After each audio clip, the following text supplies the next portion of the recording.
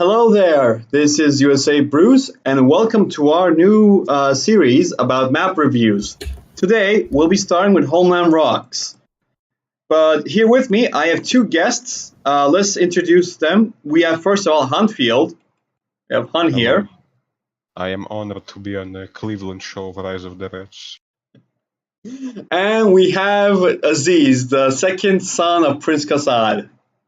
Hello there, I'm Bruce's best friend in here. All right. Yes, and whoever debates that will get shanked. We'll get Dushkat probably, yeah. So let's begin with the first of all, the starting bases. Each player has on the right 30k supplies. Here there's 30k. And on the left, how much supplies is there? There's a few crates. Let's see. 18,750. Yeah, there's 18.50k. A bit less than 30k. Even less than 60k. Okay, and then we have an oil derrick for each player. Yeah. Now, I should mention that one oil is actually half a supply in collection, right? Yes. It's half a supply. And what was it? 3 supply drop zone, tech supply drop zones are two oils worth, right? Almost, yeah. Yeah, and one armory is worth 2 oils as well. Nice, lots of trivia, yeah. Yeah, it's totally relevant to this map. Yeah. All right, now let's focus on the middle of the map now. Let's go to where Tech Repair Bay is and the 2 garrisons. Now, Aziz, what can you tell us about this? Yeah. For me, this is the most important 2 buildings on the map. If you capture these 2 buildings in the middle of the civilian buildings, you will most likely get the artillery platform and the repair bay. And if you get that platform, it's a huge boost for you in the beginning of the game. It helps you keep the middle secure, and and you could get also the supplies on the right side too. Yes, and this artillery platform is in range of these 2 towers. It can also hit these 2 garrisons, can't they? These 2 watchtowers, they can hit that. That's literally what I just said. You mean? Okay, I thought the other civilians on the left. Okay. Yeah, they can reach. It can hit those 2. It's so fucking. So rushing the right supply in the middle is better than the left side. Much better. It's easy to secure. You can secure the middle with these 2 towers and maybe get the artillery platform. Now let's talk about the supplies here. How much supplies are here as well? Could anybody tell me that? 15k on the right with an oil, 30k in total on the left. It's an oil well, okay, and we are currently on public build 2.0. All right, so this thing costs 750 to turn into an oil derrick. Currently, you don't get any money if you capture. You don't get any constant money when you capture this. No, you get 250 and you basically only spend 500. Yeah, you get 250 to build it. So yeah, it's 250. Yeah, so it's 500. Yeah. Yes. It's worth it. It is. It is definitely worth it. Yeah, you'll pay it off in less than 30 seconds. And let's talk about the Tech Repair Bay. Now, Tech Repair Bay, in my opinion, is the most underrated tech building in the game. Like, people don't put it on equal ends with a refinery, but I think it's like as good as a refinery in some cases. It depends on the faction, really, because for GLA and China, which has mostly light units, then that really is beneficial. to have early junk repair for GLA in this map is so crucial. Actually, isn't it percentage based or is it like a set amount, Hanfield? 5 HP per second. Oh, 5 HP per second. Okay. What's that comparable to? Like propaganda or, battle drone? Junk repair. No, junk repair is a lot less. One moment. So this is better than junk repair. Yeah, it should be. I thought it was percentage based. No, it's not really comparable. And this is It's a small hill which stacks with everything, so it's minor, but it's noticeable. Also, it's passive. Like, it's not like like junk repair needs the unit to be not taking damage to work. Yeah. You're right. Yeah, and basically you can repair all that miscellaneous damage you'll take, like some fucking missile hitting your dozer or other shit. One thing I should mention, there are also two vehicles in the middle. There's a junk car and there's this SUV. These two, even if terrorists and terror cars are not part of Rise of the Reds, we do have observation vans, battle buses, and bomb trucks that can disguise themselves as vehicles and, and not probably stick out like a sore thumb when you're using them as scouts, yes. Or let's say, a unit, Yes, and if you destroy these, you have to pay insurance, so that's a game ending for you. And another thing is that when we're going to talk about garrisons, there's going to be three types of garrisons that we're going to talk about. There's going to be like medium, high, and low health. These garrisons in the middle, and most garrisons on this map have medium health. All right, high health would be like the bunkers. No, every single building is repaired fully. What do you mean? No, I mean like total health, like how endurable they are, how much damage they can take. Durable. Yeah, how durable they are. Yeah. I'd say this civilian building is underrated. Of course. The bunker.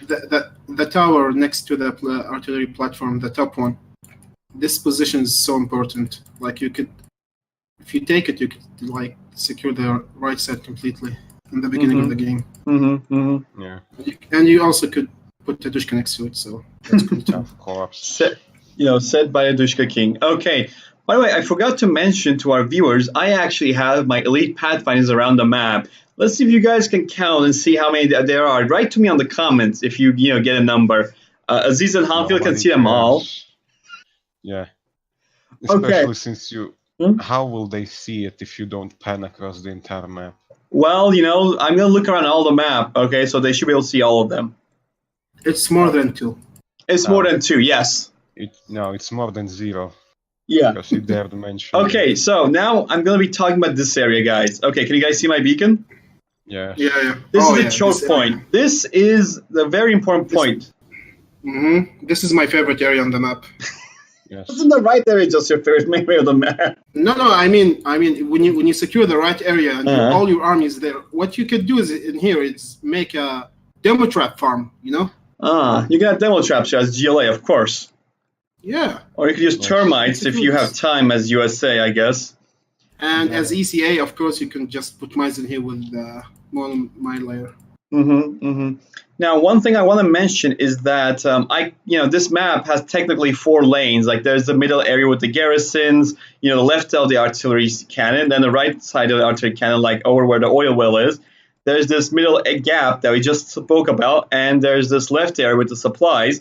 There's technically 4 lanes, but because of the artillery platform's influence, you could count it as 3. And this is one of those important areas of the map. This is more of a choke point. But as an ECA, for example, I usually used to build like a mortar pit over here and just apply pressure to the left or the right, with a mortar pit. This area in the middle is important because if you lost, if you have as ECA, like defenses on either lane, and you're gonna have like a slow pathfinding, or like your army's gonna be hampered by your defenses or buildings, then this area usually is open. Nobody really usually secures this area. Yeah. Yeah, what he said. All right, now let's go to the left area of the map where the people are. Now let's look very closely. I was told that there's a potato market or something. Let's zoom into this. Yes, this is my franchise. She's looking at him mad because he have sale and he's getting all the customers. Yeah, there's... Well, then she's a bad businessman and deserves to be bankrupt. Yeah. So, in this left area, aside from the 4 civilians, there's one guy next to this little building on the top, and there's 2 more civilians here. There's one other guy, a hobo, on the bottom left. I'll just circle him right now. Yes. Awesome information, Bruce. Yeah. Aside from that, the hobo, I want to mention the hobo because, all these civilians will be afraid if you're sending a single dozer there. They'll be, running for their lives. But this hobo doesn't care. You could have, artillery cannons, nuke cannons fire around him. He doesn't care. He just wants to go to sleep. He's high. He probably is. Unlike the other civilians, the guy shits his pants whenever he wills. All right, now He most likely already did. Now I'm gonna see the shadow. Yeah. Okay, so yeah, he shot himself. Okay, so I'm gonna look at this area. I'm gonna zoom in. Okay, now I'm gonna look into these garrisons. Now I'm gonna look at first of all this bunker. This bunker is the only high health build. These bunkers, the two of them, they're the only high health buildings in the map right now. They're really durable, and given their position, you should probably not brute force these things. You should probably go and use anti-garrison methods, like combat dropping toxin tractors or rebel molotovs, schmells. but you're not their dead. They'll do whatever the fuck they want. Yeah. At the other end, there are garrisons on this map. Let's count the garrisons. 1, 2, 3, 4. Aside from the garrison, let's see. 9. 5, 6, 7, 8, and 9. Yeah, there are 9 garrisons. Thank you, Hanfield. Wow, I said a random number and it was correct. Wow. Okay, these are 9 garrisons that are medium health. One thing I will mention, though, I'm going to beacon this garrison right now. Unlike the minaret on the bottom, this garrison is actually something that can topple down and destroy a unit. These are not equal. The garrisons here are not really balanced, but they're not too big of an issue to actually cause an eyesore just yet. Given how it can topple, it's a big issue, metaphorically. Yeah, it is. Like, if your enemies can probably, snipe this thing and cause it to fall down on your $3,000 Sentinel, which would be a real shame. It insta-kills everything, right? If you had a Manticore using the shield and just topple down, that thing is still dead. Yeah. All right, so Aziz, can you tell me how many supplies there are on the left side of the map? There are 4 piles and one supply pile here and 4 little crates. Can you tell me how much there is totally? I think 30k. Yeah, that's 30k. This is 15k here. This is 15k here. Yeah. So in comparison, the left area here on the map has 15k plus oil, and this part just has 30k. Yeah, the right area. The right area. I still think the right area is much better than the left one. Yeah, it is. The right area provides you a infinite amount much better map control too. Yeah, it provides much better map control. The left area is better for burst, or if you're trying to rush a player. Like for China, for example, I personally enjoy to capture this left area and get these supplies.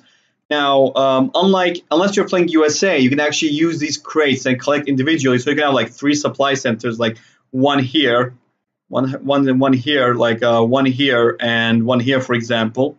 Yeah, and if you're USA, you can build a supply center near the bunker, just near the hill, and just collect from. Yeah, that will protect you easier. Yeah, but you can't collect the crates that well. Mm-hmm. Yeah, well, USA is a micro faction, so fucking deal with it. Yeah, exactly.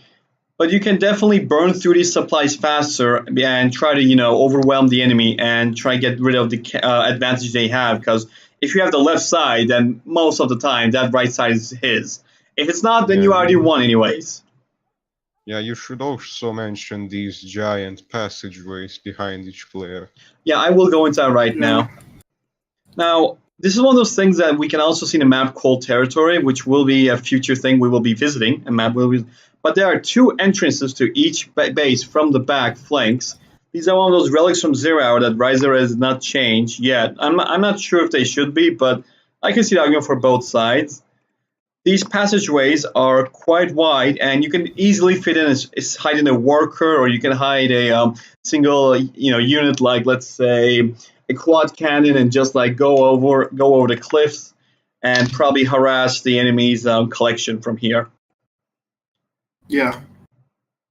One thing I should mention is that this route also follows through to the base, to the back of the base where the oils are, and can easily destroy a person's oil if you have like an anarchist, like 5 anarchists inside a technical.